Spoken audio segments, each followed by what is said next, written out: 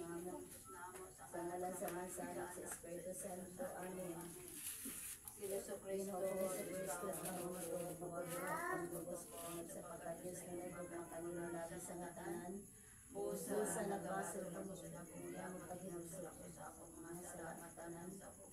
Kasi sa akong maligong na dili ng kasala pag-usap. Libre kaya ko na sa hanap ay ngayon na sa kasala ko na pugudan na ako ng bato na nabinigay sa panamo. Yahalat ko magaling mo ang Ginagawin ako ko na pugudan na danan. Igabaya-baya sa ako sa kasala nila mo sa inyong